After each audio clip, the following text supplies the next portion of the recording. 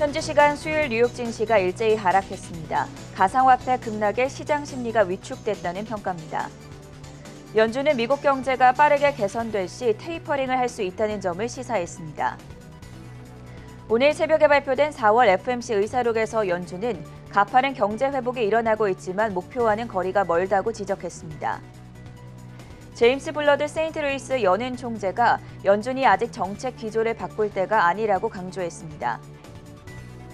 비트코인 가격이 4만 달러를 하회한 가운데 이더리움과 도지코인도 20%대 급락했습니다. 캐시우드가 비트코인 급락장 속에서 코인베이스 지분을 확대했습니다. 공급망 병목 우려 속에 구리와 목재 등 원자재 가격이 큰 변동성을 보이고 있습니다. 문재인 대통령이 워싱턴 DC에 도착해 3박 5일간의 방미 일정을 시작했습니다.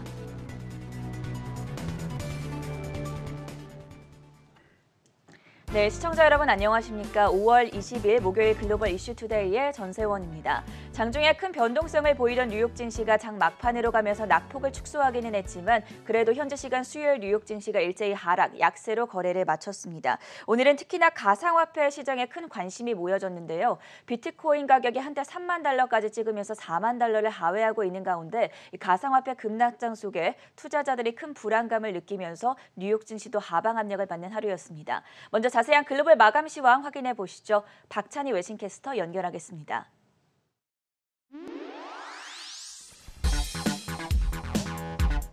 뉴욕 증시 마감 시황입니다. 오늘 뉴욕 증시는 인플레이션 우려가 지속되는 가운데 장중 미국의 10년물 국채금리가 급등하면서 일제히 하락했습니다. 다우지수 0.48%, S&P 500 지수 0.29% 내렸고 기술주 중심의 나스닥 지수도 0.03% 소폭 하락했습니다. 차트를 보면 오늘 증시는 인플레이션 우려의 국채금리가 급등하면서 장중 기술주를 중심으로 급락세가 나왔었는데요.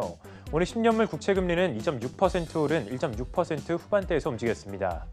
비트코인을 비롯한 가상화폐 시장이 갑자기 큰 폭으로 하락하면서 전반적으로 안전자산 선호 심리가 커졌고 장중 발표된 4월 FOMC 의사록에서 연준이 물가 상승 우려에 향후 자산 매입 프로그램을 재고할 것을 시사하면서 투자 심리도 위축됐습니다. 그래도 장중 가상화폐 시장의 급락세가 멈추고 증시에서는 페이스북과 구글을 비롯해 일부 이 기술주가 상승 전환하면서 증시는 낙폭을 줄였습니다. 오늘 3대 지수가 일제히 하락한 가운데 11개 섹터 역시 대체로 부진했는데요. 기술주와 커뮤니케이션 섹터만 소폭 상승했고 나머지 섹터는 모두 하락했습니다. 특히 오늘 국제유가가 급락한 여파로 에너지 섹터가 2.5% 급락했고 그 뒤로 물가 상승 우려에 자재와 소비재 섹터가 1.5% 그리고 0.7% 내렸습니다. 빵주부터 살펴보겠습니다. 하락 출발했던 빵주는 장중 반등에 성공했는데요. 페이스북은 1% 넘게 올랐고 구글과 넷플릭스도 강보합권에 마쳤습니다. 반면 애플과 아마존은 0.2% 소폭 하락했습니다. 이어서 오늘장 특징주도 살펴보겠습니다. 먼저 오늘 실적을 발표한 기업인데요. 먼저 소매업체 타깃은 1분기 호실적을 발표하면서 6.5% 급등했습니다. 타깃은 경제 재개 속에 1분기 매출이 크게 증가했는데요. 매출 242억 달러, 주당 순이익 4달러 17센트를 기록하면서 예상치를 웃돌았습니다. 주택용품업체 로우스도 실적을 발표했는데요. 1분기 호실적을 발표했음에도 불구하고 주가는 1% 하락했습니다. 매출은 244억 2천만 달러, 주당 순이익은 3달러 21센트를 기록하면서 예상치를 웃돌았는데 점포 매출 역시 24.4% 증가했습니다. 중국 전자상거래업체 JD.com은 매출과 주당 순이익 모두 예상치를 웃도는 호실적을 발표하면서 1.2% 상승했습니다. JD.com은 여러 브랜드와 계약을 따내면서 제품 라인업을 확대한 것이 매출 상승에 기여했다고 전했습니다. 암호화폐 거래소 코인베이스의 주가가 연일 최저치를 갈아치우고 있습니다. 간밤 가상화폐 시장이 급락하면서 코인베이스의 주가도 따라 내렸는데요. 전일 대비 6% 급락했습니다. 지난달 비트코인이 최고점을 기록할 당시 증시에 상장한 코인베이스는 상장 이후 꾸준히 내리막길을 걷고 있는데요. 오늘 거래소에서 대규모 매도세가 나오면서 거래소가 잠시 중단되기도 했습니다. 한편 비트코인을 보유하고 있는 기업들의 주가도 큰 폭으로 빠졌는데요. 테슬라가 2.4% 하락했고 마이크로스트래티지 역시 6.6% 급락했습니다. 테슬라의 일론 머스크 CEO는 비트코인이 급락하는 와중에도 트윗을 통해 테슬라는 비트코인을 매각하지 않았다라고 밝히기도 했습니다. 한편 오늘 비트코인이 중국의 가상화폐 거래 규제 소식에 큰 폭으로 하락하면서 시장에 공포감을 조성했습니다. 간밤 비트코인은 14주 만에 처음으로 4만 달러 아래로 떨어졌는데요. 장중 한때 30% 급락하면서 3만 달러 가까이 빠지기도 했습니다. 이는 지난 4월에 기록했던 사상 최고치 대비 50% 넘게 급락한 겁니다. 현재는 비트코인은 낙폭을 일부 만회 39,000달러 선에 거래되고 있습니다. 이어서 유럽으로 넘어가 보도록 하겠습니다. 유럽 주요국 증시는 인플레이션 우려가 크게 높아지면서 일주일 내 최악의 하락세를 보였습니다. 독일 닥스 지수 1.7%, 이탈리아 증시 1.5% 내렸고 영국 증시와 프랑스 까크 지수 역시 1% 넘게 하락했습니다. 마지막으로 상품 시장 살펴보겠습니다. 국제유가는 간밤 미국의 원유 재고가 132만 배럴 감소했다는 소식이 나왔고 여기에 인플레이션 우려와 가상화폐 시장 폭락 등으로 안전자산 선호 심리가 커지면서 달러가 강세를 보인 것이 유가를 짓눌렀습니다. 오늘 WTI는 3.1% 급락한 63달러 선에 거래됐고 브렌트유도 3%가량 하락하고 있습니다. 그리고 오늘 하락 출발했던 금 가격은 안전자산 선호 심리가 커지면서 장중 급등했다가 이후 달러가 강세를 보이면서 상승분을 반납하고 강보합권에서 마감했습니다. 전일 대비 0.16% 올라 1,871달러 선에 거래됐습니다. 지금까지 마감 시황 전해드렸습니다.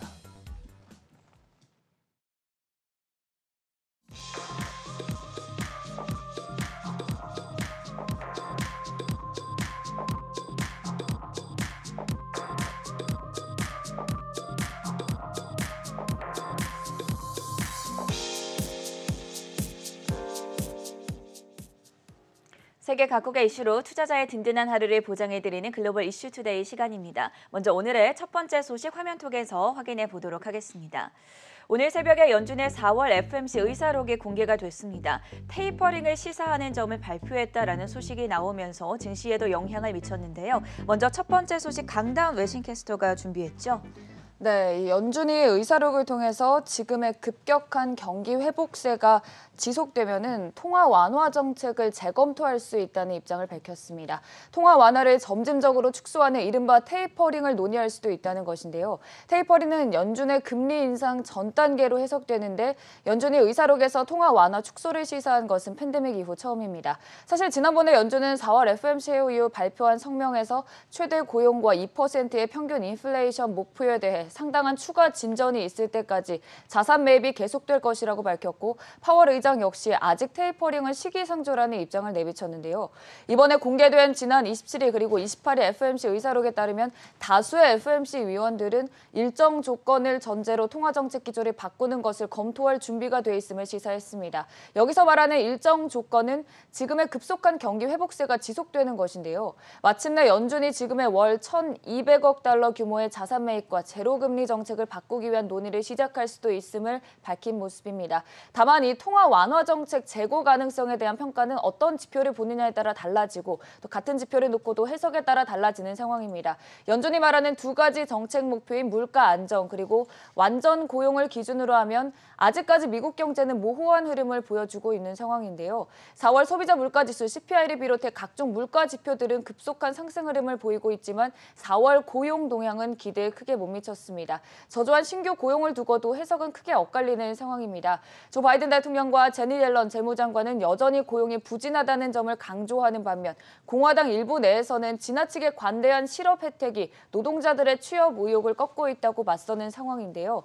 가운데 제임스 블러드 세인트루이스 연방준비은행 총재, 연준이 아직 정책 기조를 바꿀 때가 아니라고 다시금 강조했습니다. 블러드 총재는 미국 경제가 현재 강한 경제적 활황을 목격하고 있다며 성장률이 2022년에도 추세를 웃돌 것으로 예상했습니다. 인플레이션 지표도 한동안 잡음이 있을 것이라면서도 올해와 내년 2%를 웃돌 것으로 전망했고요. 여기에 노동시장도 데이터가 보여주는 것보다 더 타이트하지만 고용시장이 한 달에 100만 명을 신규 고용할 수 있다고 보지 않으며 한 달에 50만 명가량 증가하는 것이 더 현실적이라고 덧붙였습니다. 따라서 연준의 정책이 적당한 상태에 있고 정책을 수정하기 전에 더 많은 증거가 필요하다고 말하는 모습이었습니다. 네, 현지 시간 뉴욕 증시가 FOMC가 긴축 힌트를 시사했다라는 보도 속에서 하방 압력 받으면서 약세로 거래 마쳤다는 점 짚어드리겠고요. 두 번째 뉴스로 넘어가 보겠습니다. 네, 중동발 리스크가 커지면서 중재에 나선 바이든 대통령이라고 표현이 되어 있습니다. 바이든 행정부가 이 중동 쪽의 사태 수습을 위한 외교적 노력을 시도하고는 있지만 아직까지 뚜렷한 진전이 없는 상태인데요. 이런 가운데 네타냐후 이스라엘 총리와 전화 통화를 가질 것이라는 보도가 나왔습니다. 전가은 외신캐스터 어떤 보도들 살펴보면 좋겠습니까? 네, 조 바이든 미국 대통령이 현지 시간 19일 이스라엘 총리와 전화 통화를 통해 팔레스타인 무장 정파 하마스와의 긴장 완화를 촉구한 걸로 알려졌습니다. 백악관은 보도자료를 내고 바이든 대통령이 네타냐후 총리와 네 번째 전화통화를 했다면서 휴전으로 가는 중대한 긴장 완화를 기대한다는 입장을 전했다고 밝혔습니다. 백악관은 양 정상이 가자지구 상황과 미국 등 외교적 노력에 대해 구체적인 논의를 했다고 덧붙였습니다. 이스라엘과 팔레스타인 유혈 충돌 사태로 사망자 수가 연일 늘고 바이든 대통령을 향해서도 국제사회뿐 아니라 미국 민주당 내에서도 압박이 가중되는 상황을 인식한 조치로 보입니다. 바이든 대통령은 전화통화 후 네타냐후 총리가 오늘 정전을 위해 긴장을 상당 수준 낮출 것으로 보인다고 낙관하기도 했습니다. 하지만 상황은 나아지지 않았습니다. 네타냐후 이스라엘 총리는 곧 하마스에 대한 공격을 지속하겠다고 공개적으로 밝혔습니다. 더힐 등 외신에 따르면 네타냐후 총리는 수도 텔아비브의 군사령 외곽에서 촬영해 트위터에 올린 동영상에서 바이든이 이스라엘의 자위권을 지지해준 것에 감사를 표한다고 밝히고 목표가 달성될 때까지 이 작전을 지속하기로 결심했다면서 이스라엘 시민들의 평온과 안전을 재확보하는 것이 목표라고 못 박았습니다. 지난 10일 이스라엘과 팔레스타인 간 교전이 시작된 이래 지금까지 어린이 63명과 여성 36명 등 최소 219명이 팔레스타인 공습으로 목숨을 잃었고 1,530명이 부상을 입었습니다. 하마스가 감행한 로켓 공격으로 이스라엘에서도 12명의 희생자가 발생했습니다. 지금으로서는 이스라엘이 타협 의지가 없어 양측의 긴장감은 계속 고조될 전망입니다. 바이든 대통령이 네타냐후 이스라엘 총리와의 전화통화에서 긴장을 하루빨리 완화하라고 조치에 나서려고 압박했다는 점 전해드렸고요. 세 번째 이슈 체크해 보겠습니다.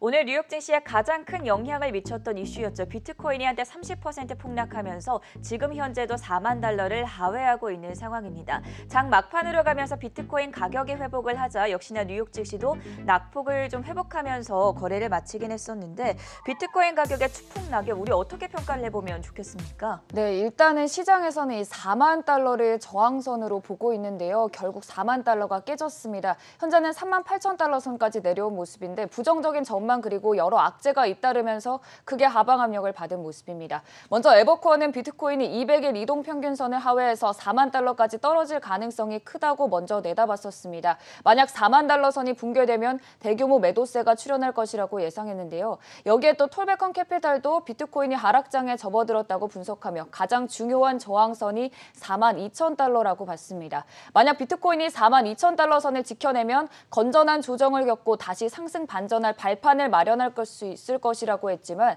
4만 2천 달러 선이 깨지면 4만 달러 선에서 대규모 매도세가 있기 때문에 걷잡을 수 없이 추락할 수 있다고 예상했습니다. 그리고 비트코인이 3만 달러 선을 시험할 수도 있다는 점을 전망하기도 했는데요. 여기에 악재까지 겹치면서 현재 비트코인 시장은 급락세 이어지고 있습니다. 어제 밤에는 대체적으로 30% 안팎의 하락세가 보여졌지만 현재는 10% 정도의 하락세 비트코인 보이고 있고요. 이더리움 같은 경우에는 24% 하락하고 있습니다. 중국 정부의 악재도 크게 하방 압력을 가했습니다. 중국 정부가 정부의 비트코인 등 민간 가상화폐 거래를 허용하지 않는다는 입장을 재차 밝히면서 가상화폐 투자자들의 우려는 커진 모습이었는데요. 중국은 지난 2017년 9월부터 민간 주도의 가상화폐 발행과 거래를 전면 금지해 오고 있는데 다시금 중국은행업협회, 중국인터넷금융협회, 중국 관련 정부 당국이 공동으로 가상화폐 거래 및 투기 위험에 관한 공고를 발표하면서 시장 전반적으로 매물 출회되는 모습입니다. 이 가운데 금값은 연일 고공행진을 달리고 있는데요. 시장에선 가상화폐 시장으로 몰렸던 돈이 변동성이 적은 금으로 이동했다고 진단하기도 했습니다. 세계에서 가장 큰 금 ETF SPDR 골드 트러스트는 최근 금 매입을 늘렸다면서 보유 중인 금이 일주일 전보다 0.4% 늘어났다고 전해지는 모습이고요. JP모건은 가상화폐 비트코인이 급락하기 한 달 전부터 기관 투자자들이 가상화폐 대신 금에 대한 투자 수요를 늘려온 것으로 봤습니다. 비트코인 자금 흐름 모양새는 계속 악화하고 기관 투자자들이 지속해서 포지션을 줄이고 있다는 점을 가리키고 있다며 이전 두 개 분기 때와는 달라졌다는 점을 시사하기도 했는데요. 현재 비트코인 시장 전반적으로 하방 압력이 이어지면서 하락세가 이어지고 있다는 점 확인할 수 있습니다. 오늘 비트코인이 급락을 하면서 이에 영향을 받은 테슬라가 2.5% 급락했고요. 역시나 세계 최대의 암호화폐 거래소 중 하나죠. 코인베이스도 6% 급락하면서 224달러의 종가 형성했다는 점 짚어드리겠습니다. 이어서 네 번째 뉴스 확인해 보시죠. 오늘 빵 종목들 가운데 페이스북이 1% 넘게 상승을 했습니다. 특별한 이유라도 있었습니까? 네, 페이스북이 라이브 온라인 생중계 기능을 유료화하는 옵션을 구상하고 있다고 전했습니다. 페이스북은 특히 스포츠 업계에 집중을 하고 있습니다.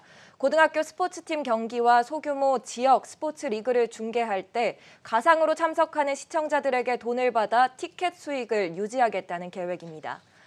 PPV는 페이퍼뷰의 약자로 본래 의미는 시청한 프로그램마다 요금을 지불하는 것을 말하지만 스포츠에서는 경기마다 요금을 지불하는 것을 말합니다. 쉽게 말해서 유료 증계를 뜻합니다. 수십 년간 HBO와 쇼타임과 같은 방송 프로그램들은 복싱 등의 중계, 건당 유료 시청료를 내는 PPV 방식으로 수익을 내왔습니다. 그동안 WWE와 종합 격투기 업체 UFC도 페이퍼뷰 방식으로 이익을 창출해왔습니다. 코로나 팬데믹으로 작년부터 유관중 경기가 하나둘 무산되면서 PPV가 다시 주목을 받고 있습니다. 선수들의 주급 등 지출은 계속 존재하는데 관중을 받지 못하자 적자 위험 앞에 놓인 스포츠 업계에서 작년 말부터 이 PPV가 언급이 되고 있는 겁니다. 페이스북이 구상하고 있는 방법도 이와 같습니다. 특별한 가입 없이 게임을 시청할 때 티켓을 사듯 돈을 지불하는 방식입니다. 이를 통해 스포츠 회사와 같은 기업들이 변화하는 콘텐츠 소비 환경에 적응하고 더 많은 돈을 벌 수 있도록 도와줄 수 있다고 기대했습니다. 페이스북의 스포츠 미디어와 리그 파트너십 부문 롭쇼 이사는 CNBC와의 인터뷰에서 지금까지 온라인 중계는 무료로 제공되어 온 서비스라 사람들이 지금 당장 시작하진 않겠지만 이 페이퍼뷰 방식은 절대 없어지지 않을 것이라고 말했습니다. 페이스북은 아직 구상 초기 단계라 정확히 요금과 수수료 등 어떻게 부과할지에 대한 구체적인 내용을 밝히지 않고 주 업데이트하겠다고 밝힌 상태인데요.